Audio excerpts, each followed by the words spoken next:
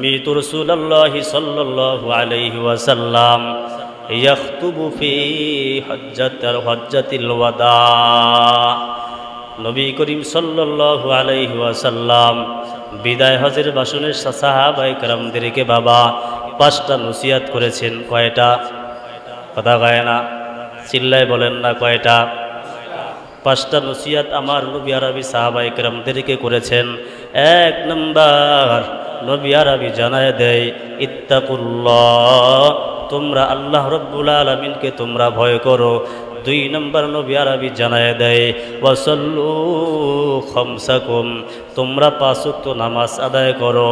তিন নম্বর নবী আরবি জানায় দেয়, ওয়াসুমু শাহরাকুম, রমজান মাসে তোমরা রোজা রাখো। চার নম্বর নবী আরবি জানায় দেয়, ওয়াদ্দু যাকাত আমওয়ালিকুম, তোমরা যাকাত প্রদান করো। যাদের উপরে যাকাত ফরজ হয়ে গেছে, যাদের উপরে যাকাত ওয়াজিব হয়ে গেছে, যাদেরকে আল্লাহ রাব্বুল আলামিন নিসাবে মালিক হয়ে গেছে, আল্লাহ রাব্বুল আলামিনের পয়গম্বর বলেন তোমরা যাকাত প্রদান করো।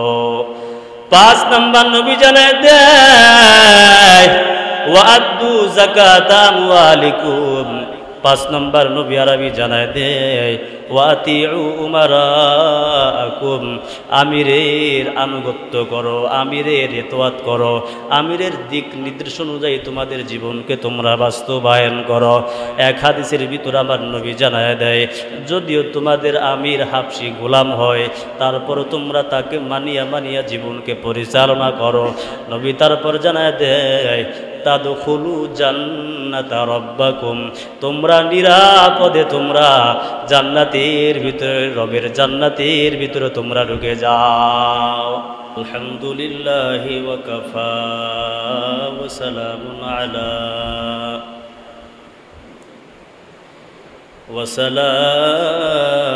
আলা ইবাদিহিল্লাযীনা ইসতাফা।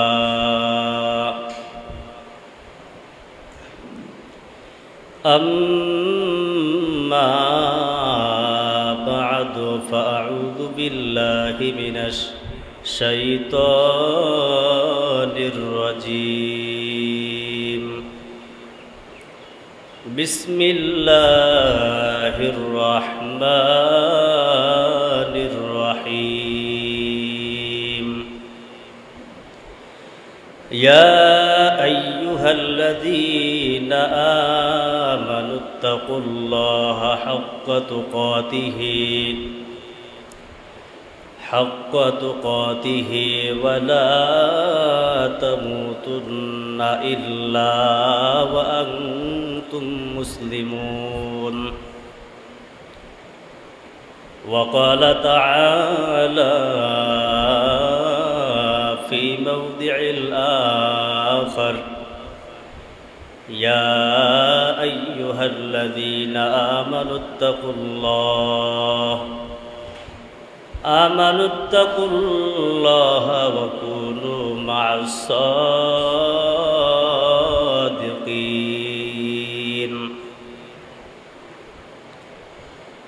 وعن أبي أمامة الباهلي رضي الله تعالى عنه قال، سمعت رسول الله صلى الله عليه وسلم يخطب في حجة الوداع فقال، اتقوا الله وصلوا خمسكم وصوموا شهركم وأدوا زكاة أموالكم وأطيعوا أمراءكم تدخلوا جنة ربكم،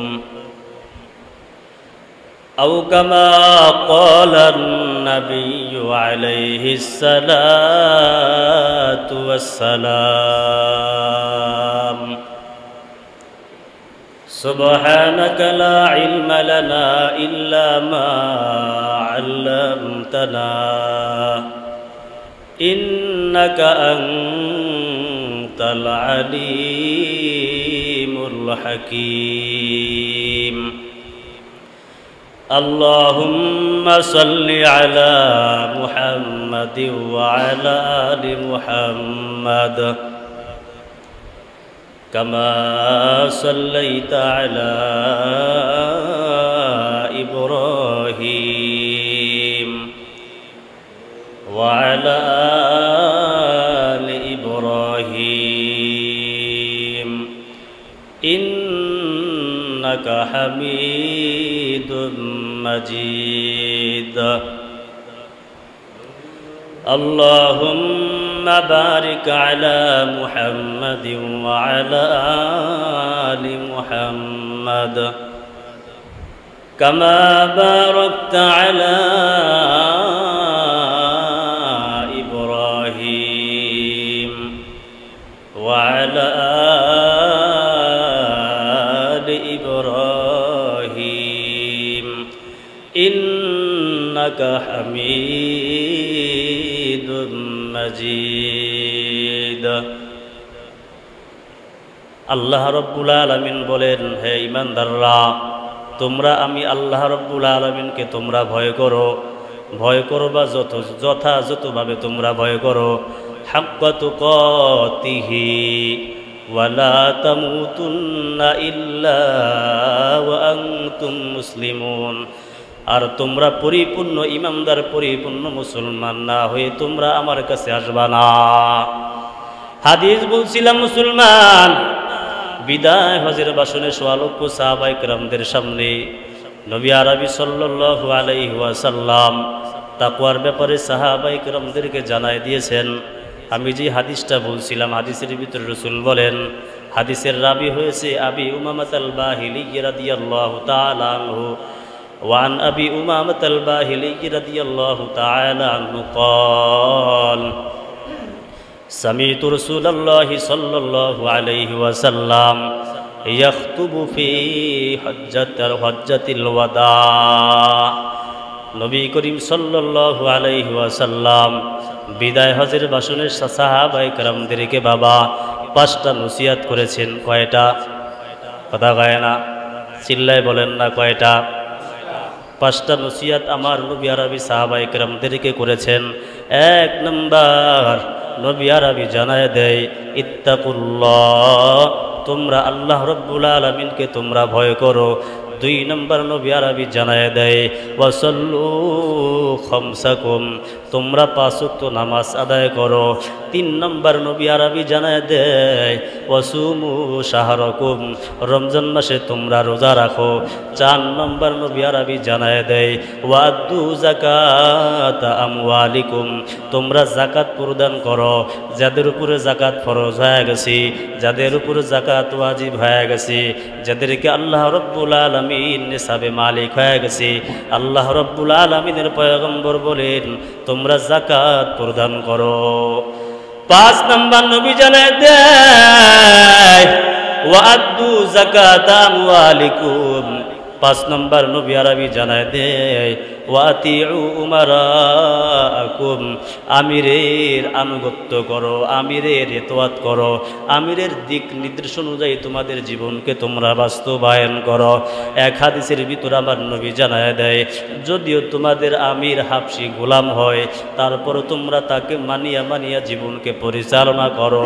নবী তারপর জানায় দেয়, তাদখুলু জান্নাতা রাব্বাকুম, তোমরা নিরাপদে তোমরা জান্নাতের ভিতরে, রবের জান্নাতের ভিতরে তোমরা ঢুকে যাও।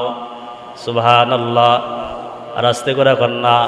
এই জন্য হযরত আলী কারামাল্লাহু ওয়াজহাহু রাদিয়াল্লাহু তাআলা আনহুকে এক ব্যক্তি মুসলমান তাকওয়া সম্পর্কে জিজ্ঞাসা করলেন, হে আলী, কাকে?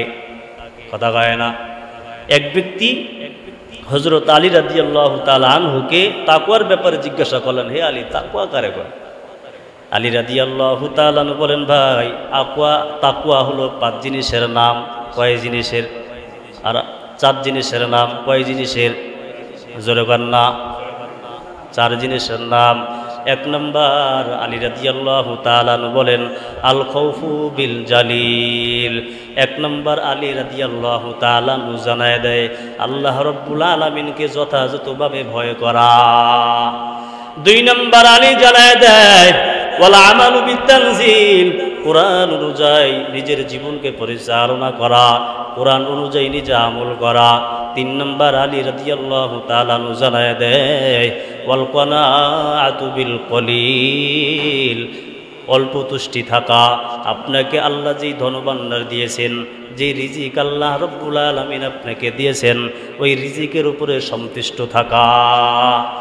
আপনি একতলা বিল্ডিংয়ের মালিক হয়ে গেছেন, 2 তলা বিল্ডিংয়ের মালিক যেই ব্যক্তি, 2 তলা বিল্ডিংয়ের মিন আপনি তাকায়েন না, নজর করিয়েন না, তাহলে আপনার ঈমান ঠিক থাকবে না। ঠিক না বে ঠিক? কথা বল না। তাহলে ঈমানের ভিতরে ঘাটতি আসতে পারে কি না? ঘাটতি আসতে পারে কি না? আমার নবী জানায় দেয় তোমাদেরকে আল্লাহ যে রিজিক দিয়েছেন, একতলা বিল্ডিংয়ের মালিক, যার বিল্ডিং নাই, যে খেরখোটার নিচে থাকে, যার বাসায় টিন, অনেক ভাই এরকম আছে টিনও তার বাসায় নাই, খড়ির বেড়া দিয়া, খড়ির চাল দিয়া থাকে, এরকম বাংলাদেশে আমার মুসলমান যুবক আছে না নাই?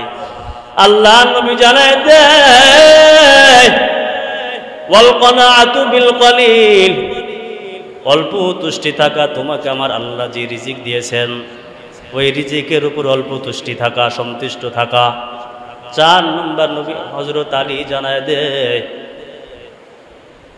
4 নম্বর হযরত আলী রাদিয়াল্লাহু তাআলা আনহু জানায় দেয় মুসলমান ওয়াল ইস্তি'দাদু লিয়াউমির রাহিল, আখিরাতের জন্য প্রস্তুত হয়ে যাওয়া।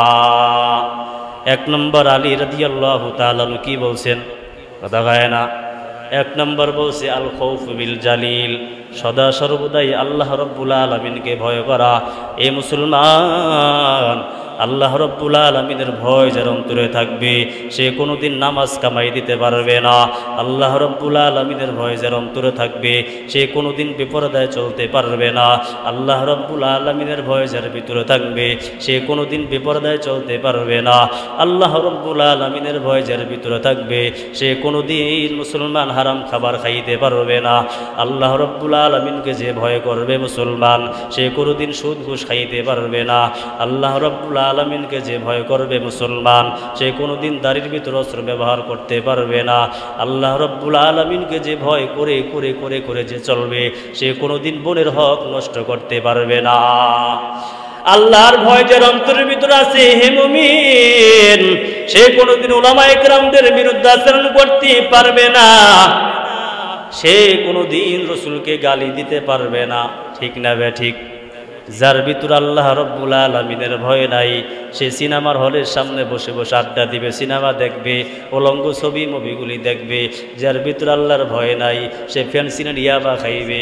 যার ভিতর আল্লাহ রব্বুল আলামিনের ভয় নাই, সে নামাজ পড়বে না।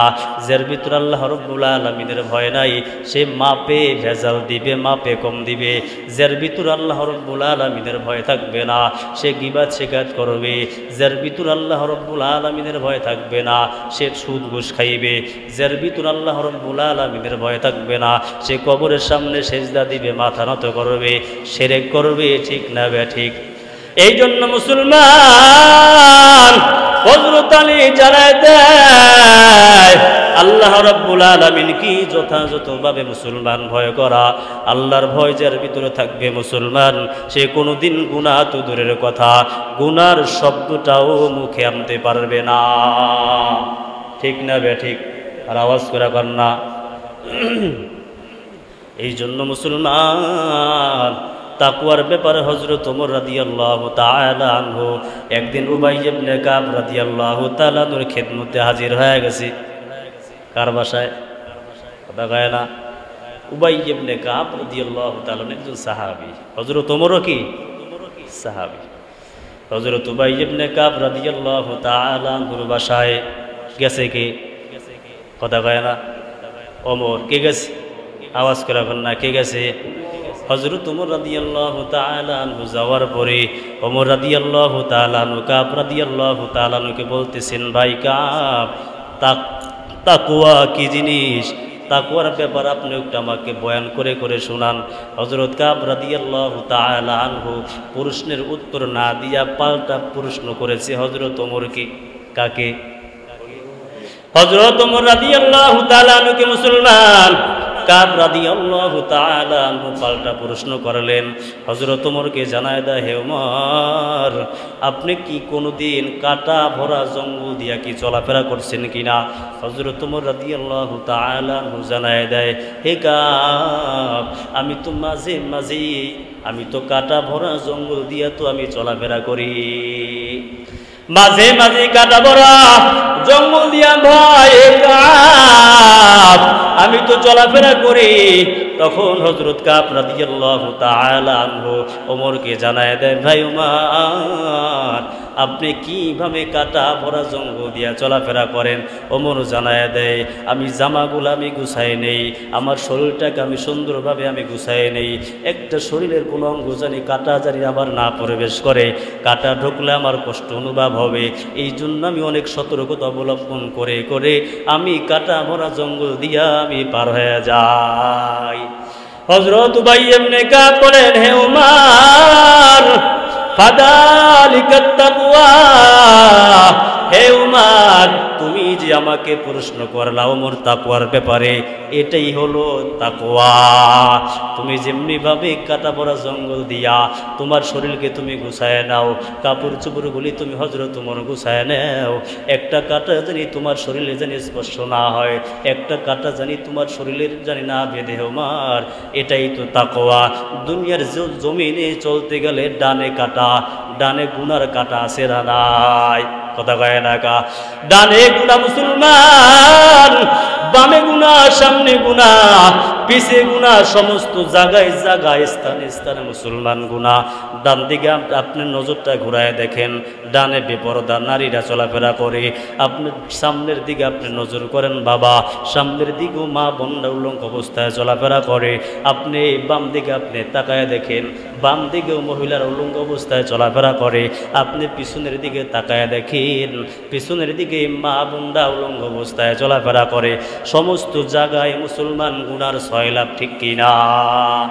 হযরত ওমরকে জানায় দেয় উবাই ইবনে কাব, হে ওমর রাদিয়াল্লাহু তাআলা আনহু, দুনিয়াটা গুনায় ভরা, গুনার কাটায় ভরা, এই দুনিয়ার জমিনে থাকিয়া আল্লাহ পাক রব্বুল আলামিনের ইবাদত করিয়া তার সন্তুষ্ট আল্লাহ রব্বুল আলামিনকে সন্তুষ্ট করিয়া নিজে জান্নাতে রাস্তার দিকে আগায় যাওয়া, গুনাহ না করা, এটাই হলো তাকওয়া।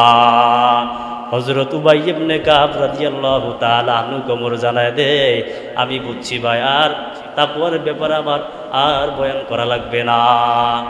আমি আপনাদেরকে বলতে চাই, ও শরীয়তপুরের মুসলমান যুবক বাবারা, এই তাকওয়া আমাদের অন্তরের ভিতরে ফিট করা দরকার আছে না নাই? আর আওয়াজ করা গান, আপনাদের কষ্ট হয়? ছেড়ে দিন, তা কিছুক্ষণ চলবে, চলবে আরো।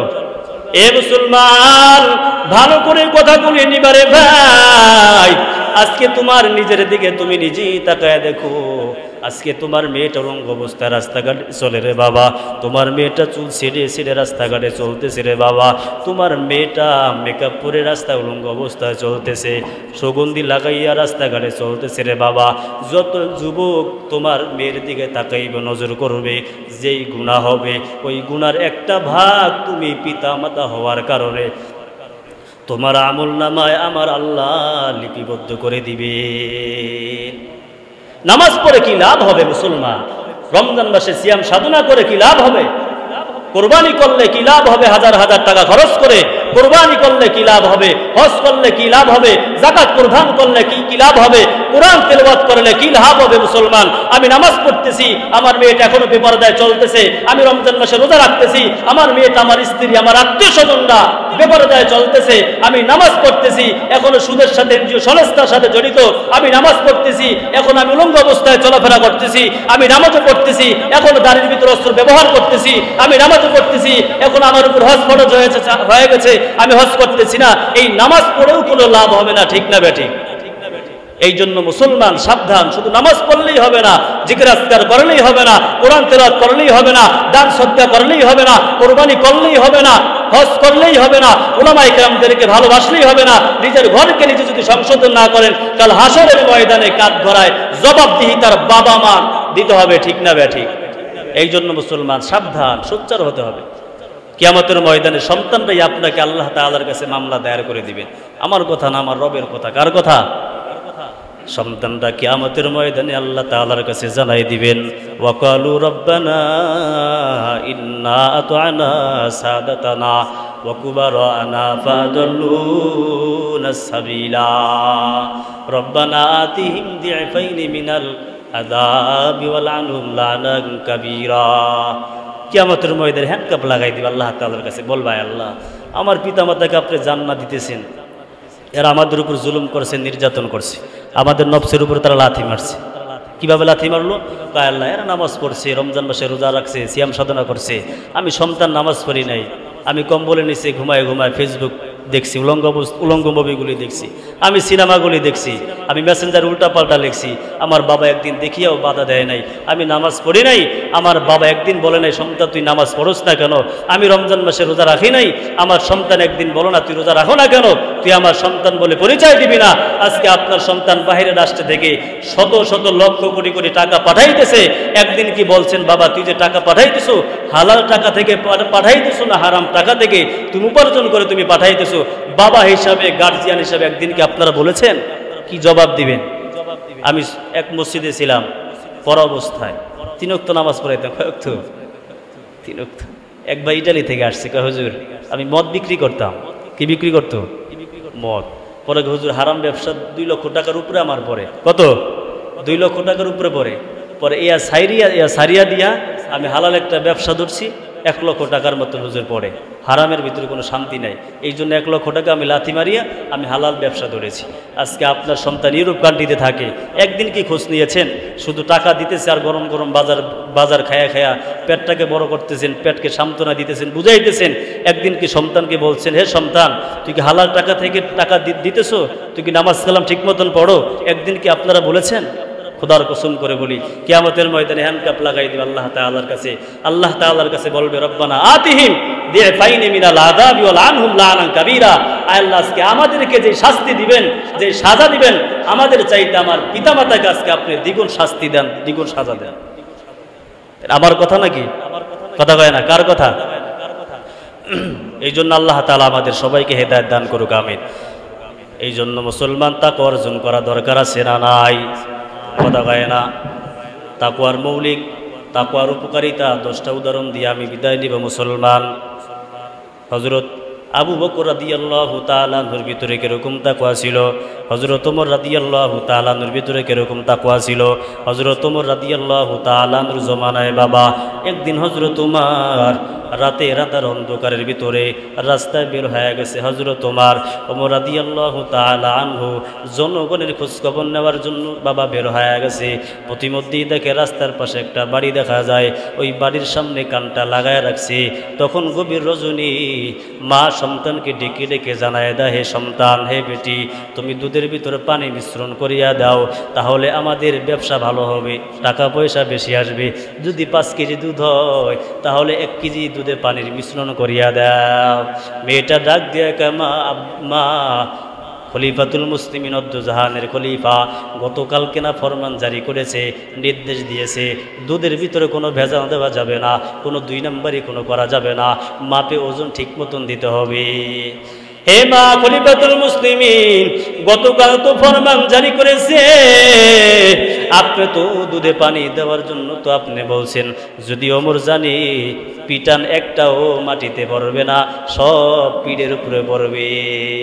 মা ডাক দিয়া কয়, হে বেটি, এত বেশি বাড়াবাড়ি করস কা? আমি তোরে পানি দেওয়ার জন্য আমি বলছি, পানি দিয়া দে। খলিফাতুল মুসলিমিন ফরমান জারি করছে ঠিক আছে, কিন্তু এখানে কি খলিফাতুল মুসলিমিনকে উপস্থিত আসেনি? কথা গায় না? রাত 2টা বাজে 3টা বাজে, এখানে কি জাহানের খলিফাকে উপস্থিত হয়েছে কিনা? খলিফাতুল মুসলিমিন হযরত ওমর কোথায়? কথা গায় না? হযরত ওমর তো তাদের ঘরের পাশে দাঁড়ায় দাঁড়ায় কান পেতে পেতে শুনতেছে। এ মুসলমান, মেয়ে ডাক দিয়ে কয়, মা, আল্লাহ পাক রব্বুল আলামিন তুমি তো তাকে তো ফাঁকি দিতে পারবা না। ওমর দেখে না, দুনিয়ার মানুষ কেউ দেখতেছে না, যার কাছে দুধ আমরা আগামীকাল বিক্রি করব সেও তো দেখতেছে না, কিন্তু যেই ওমরকে যে বানাইছে, যে রব আমাকে বানাইছে, যে রব আপনাকে বানাইছে, যে রব আসমান বানাইছে, যে রব জমিন বানাইছে, যে রব পাহাড় পর্বতমালাকে বানাইছে, যেই রব সমস্ত কুল কায়নাতকে যে রব বানাইছে, ওই রব তো দেখতেছে। এই জন্য মুসলমান আল্লাহ পাক রব্বুল আলামিনকে বাবা সব সময় ভয় করা। আল্লাহর ভয় জীবনে যদি ঢুকাইতে পারো যুবক, তাহলে আল্লাহ রব্বুল আলামিনের ঘোষণা, আল্লাহ তাআলা আপনাদেরকে জান্নাতের মেহমান বানায় দিবে। সিয়ারু আলামিন নুবালা, ইতিহাসের চমৎকার বড় একটা কিতাব মুসলমান।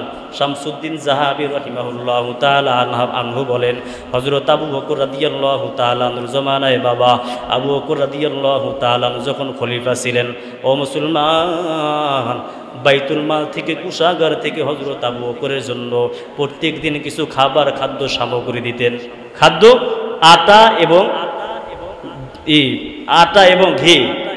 এটা হযরত আবু বকর রাদিয়াল্লাহু প্রেসিডেন্ট যেহেতু, এই জন্য তাকে মাসিক একটা ভাতা দিতেন। কথা বলছেন? হযরত আবু বকর রাদিয়াল্লাহু তাআলা মুসলমান, ওই যে ওখান থেকে যে গম আসতো, আটা আসতো, ওখান থেকে আম্মাজান যখন রুটি পাকাইতেন, রুটি পাকানোর পূর্বে ওখান থেকে এক মুষ্টি করে আটা একটা পাত্রের ভিতরে আলাদা জমা করে রাখতেন। আমাদের সমাজে অনেক মা বোনদেরকে ছোটোবেলা দেখছি, এখন আছে কিনা আমি জানি না, থাকতেও পারে। অনেক মুরব্বীদেরকে দেখবেন চাউল সাজানোর পর আলাদা এক মুষ্টি আলাদা একটা পাত্রে রেখে দেয়। ঠিক না বে ঠিক? এরকম দেখছেন আপনারা? প্রত্যেক দিন মুসলমান আম্মাজান ওখান থেকে এক মুষ্টি করে করে আলাদা করে। অনেক জমা যখন হয়ে গেছে, একদিন হযরত আবু বকর রাদিয়াল্লাহু তাআলার জন্য বাবা কিছু, হযরত আবু বকর রাদিয়াল্লাহু তাআলার জন্য বাবা মিষ্টি দ্রব্য দিয়া আটা দিয়া হালুয়া পাক করছে। হালুয়া পাক করার পর হযরত আবু বকর রাদিয়াল্লাহু তাআলার সামনে দিছে। সামনে দেওয়ার পর আবু বকর রাদিয়াল্লাহু তাআলা জিজ্ঞাসাবাদ করলেন, হে আমার স্ত্রী, আমার ওয়াইফ, আপনি কোথা থেকে এই জিনিস আপনি জোগাড় করলেন? আপনি যে আমার সামনে হালুয়া দিলেন, এই হালুয়া কোথা থেকে সংগ্রহ করলেন? কেউ কি হালুয়া পাক করে কি বাসায় দেয়া গেছে কিনা? আম্মাজান ডাক দিয়া কয়, হে আবু বকর, হে আমার জামাই, কেউ আমাদেরকে হালুয়া দেয় নাই। প্রত্যেক দিন আমি কিছু আটা করে করে জমা করে করে ওখান থেকে মিষ্টি দিয়া আমি আপনার জন্য হালুয়া পাক করছি। হযরত আবু বকর রাদিয়াল্লাহু তাআলা বাবা সঙ্গে সঙ্গে একটা দরখাস্ত লেখলেন, চিঠি লেখলেন। চিঠি লেখার পর চিঠির ভিতরে লেখলেন, বাইতুল মাল থেকে কোষাগার থেকে আমি আবু বকরকে প্রত্যেক দিন এক মুষ্টি করে আটা কম দেওয়া হবে, কারণ এক মুষ্টি ছাড়াও আমি আবু বকরের সংসার চলে। কিরকম তাকওয়া? এক মুষ্টি ছাড়াও আমাদের সংসার চলে। এই জন্য তিনি চিঠি লেখলেন। যে গভর্নর যে ছিল, প্রহারী যে ছিল, যে দারোয়ান ছিল, যে রক্ষণাবেক্ষণকারী ছিল, ওখানে চিঠি লেখছেন যে প্রত্যেক দিন আমি আবু বকরের বাসায় এক মুষ্টি করে আটা কম দেওয়া হবে, কারণ এক মুষ্টি ছাড়াও আমার সংসার চলে। অতএব সুতরাং এক মুষ্টির তো আমার হক না, এটা অন্য মুসলমান জনগণের হক। কিরকম তাকওয়া ছিল মুসলমান। আর আমাদের অবস্থা কি? 5 টাকা পাইলেই পকেটে ঢুকাই, কোনো খবর নাই, তলাই নেই। 5 টাকা যে ঢুকাইলাম, হালাল টাকা না হারাম টাকা? কোথায় যাবেন? এই শরীর জাহান্নাম ছাড়া উপায় নেই। এই জন্য বাবা বয়ান শেষ করতেছি রে বাবা, তাকওয়ার কয়েকটা উপকারিতা বলে আমি শেষ করতেছি। আল্লাহ রাব্বুল আলামিন জানায় দেয় সূরা তাওবার 4 নম্বর আয়াত, আল্লাহ বলেন, যারা তাকওয়া যারা অবলম্বন করবা আমার আল্লাহ তাদেরকে ভালোবাসবেন। সুবহানাল্লাহ। তাকওয়া যারা অবলম্বন করবা হে যুবক, আমার আল্লাহ আপনাদেরকে ভালোবাসবে। আল্লাহ জানায় দেয় ইন্নাল্লাহা ইউহিব্বুল মুহসিনিন। আল্লাহ বলেন, যারা তাকওয়া যারা অবলম্বন করবা আমি আল্লাহ পাক রব্বুল আলামিন তাদেরকে ভালোবাসবো। 2 নম্বর বাবা আল্লাহ রাব্বুল আলামিন জানায় দেয় সূরা আরাফের 35 নম্বর আয়াতের ভিতর আল্লাহ জানায় দেয়, যারা তাকওয়া যারা অবলম্বন যারা করবেন, আল্লাহকে ভয় করে করে যারা চলবেন বাবা, আল্লাহ বলেন ফালা খাউফুন আলাইহিম ওয়ালা হুম ইয়াহজানুন। তাদের কোনো কিয়ামতের ময়দানে চিন্তাও থাকবে না, কোনো পেরেশানিও থাকবে না। সুবহানাল্লাহ না আর আওয়াজ করে না। 3 নম্বর পুরস্কার মুসলমান তাকওয়ার উপকারিতা। সূরা নাহালের 128 নম্বর আয়াতের ভিতর আল্লাহ জানায় দেয় ইন্নাল্লাহা মা'আল্লাযীনা তাকাও ওয়াল্লাযীনা হুম মুহসিনুন। আল্লাহ পাক রব্বুল আলামিন জানায় দেয় যারা তাকওয়া যারা অবলম্বন যারা করবা আমি আল্লাহ তাআলা তাদের সাথেই আছি। আল্লাহ তাআলা যার সাথে আছে তার কোনো টেনশন আসেনি, কথা কয় না। আল্লাহ তাআলা যার সাথে আছি মুসলমান তার কোনো ভয় নাই। শেখ হাসিনা মাননীয় প্রধানমন্ত্রীর সাথে যদি আপনার সঙ্গে যদি রিলেশন থাকে, প্রধানমন্ত্রীর সাথে যদি আপনারা উঠা বসা থাকে, প্রধানমন্ত্রীর সাথে যদি বাবা সম্পর্ক থাকে, তাহলে 7 খুন করলেও সব মাপ, ঠিক না ঠিক? হ্যাঁ, আল্লাহ পাক রব্বুল আলামিন বলেন যারা আমাকে যারা ভয় করবা আমি আল্লাহ রব্বুল আলামিন তাদের সাথেই আছি। 4 নম্বর আল্লাহ জানায় দেয় সূরা আরাফের 96 নম্বর আয়াতের ভিতর আল্লাহ জানায় দেয় ওয়ালাউ আন্না আহলাল কুরা আমানু লাফাতাহনা আলাইহিম বারাকাতিম মিনাস সামাই ওয়াল আরদি। আল্লাহ পাক রব্বুল আলামিন জানায় দেয় যারা তাকওয়া যারা অবলম্বন যারা করবা আমি আল্লাহ আসমান এবং জমিন থেকে রিজিকের ব্যবস্থা করে দিব, বরকতের রাস্তা আমি আল্লাহ খুলে দিব। 5 নম্বর আল্লাহ জানায় দেয় সূরা আরাফের মুসলমান, সূরা আরাফের ভিতর আল্লাহ রব্বুল আলামিন জানায় দেয় সূরা আরাফের 201 নম্বর আয়াতের ভিতর আল্লাহ বলেন যারা তাকওয়া যারা অবলম্বন করবা তাদেরকে শয়তান যখন কুমন্ত্রণা দিবে তখন আল্লাহ পাক রব্বুল আলামিন তোমাদেরকে এরকম নূর দান করবে ওয়ায়াজআল লাকুম নূরান ইয়ামশুনা বিহি। এরকম নূর আলো আল্লাহ আপনাদেরকে দান করবেন যে আলো দিয়ে আপনারা রাস্তায় চলাফেরা করতে পারবেন। কথা বলছেন নি বাবা? কয় নম্বর উদাহরণ গেল? 6 নম্বর। 7 নম্বর উদাহরণ আল্লাহ জানায় দেয় যারা তাকওয়া যারা অবলম্বন করবা সূরা তালাকের 2-1 নম্বর আয়াতের ভিতর আল্লাহ বলেন ওয়া মান ইয়াত্তাকিল্লাহা ইয়াজআল লাহু মাখরাজা ওয়া ইয়ারযুকুহু মিন হাইসু লা ইয়াহতাসিব। যারা তাকওয়া যারা অবলম্বন যারা করবেন আল্লাহ পাক রব্বুল আলামিন আপনাদের জন্য সোজা রাস্তা আল্লাহ বের করে দিবেন। আল্লাহ এরকম রাস্তা থেকে রিজিকের ব্যবস্থা করবেন যে রিজিক যেখান থেকে আসছে আপনি দিন কল্পনাও করতে পারবেন না। 8 নম্বর আল্লাহ জানায় দেয় সূরা তালাকের 4 নম্বর আয়াতের ভিতর আল্লাহ জানায় দেয় যারা বাবা তাকওয়া যারা অবলম্বন করবেন আল্লাহ বলেন মাইয়াত্তাকিল্লাহা ইয়াজআল লাহু মিন আমরিহি ইসরা। আল্লাহ তাআলা বলেন তার সমস্ত কাজকে আমি সহজ করিয়া দিব। কি করিয়া দিবে? সহজ করিয়া দিবে। ও মুসলমান 9 নম্বর আল্লাহ রব্বুল আলামিন জানায় দেয় যারা বাবা তাকওয়া অবলম্বন করবা ওয়া মাইয়াত্তাকিল্লাহা ওয়া ইউকাফিরু আনকুম সাইয়্যাতিকুম। আল্লাহ তাআলা বলেন তোমাদের গুনাহকে আমি আল্লাহ রব্বুল আলামিন মাফ করে দিব। এই জন্য মুসলমান তাকওয়া অর্জন করা দরকার আছে না নাই? কিয়ামতের ময়দানে মুসলমান মুত্তাকিনদেরকে যখন জান্নাতের দিকে যখন নিয়ে যাওয়া হবে আল্লাহ সূরা জুমারের ভিতর আল্লাহ জানায় দেয় ওয়াসিকাল্লাযীনা তাকাউ রাব্বাহুম ইলাল জান্নাতি জুমারা হাত্তা ইযা জাউহা ফুতিয়াত আবওয়াবুহা ওয়া ক্বালা লাহুম খাজানাতুহা সালামুন আলাইকুম তিবতুম ফাদখুলুহা খালিদিন। আল্লাহ রব্বুল আলামিন বলেন যারা তাকওয়া যারা অবলম্বন করবে কিয়ামতের ময়দানে যখন তাদেরকে জান্নাত যখন দেওয়া হবে রে বাবা, জান্নাতে যখন তাদেরকে নিয়ে যাওয়া হবে জান্নাতি প্রহরী ফেরেশতা তাদেরকে ঘোষণা দিতে থাকবে সালামুন আলাইকুম তিবতুম, তোমাদের উপরে শান্তি বর্ষিত হোক, তোমাদের উপর আল্লাহ তাআলা শান্তি বর্ষিত করুক আর তোমরা সর্বদাই জান্নাতের ভিতরে থাকো। এই জন্য মুসলমান ও শরীয়তপুরের মুসলমান এই তাকওয়া আমাদের অন্তরে জোগাড় করা দরকার আছে না নাই?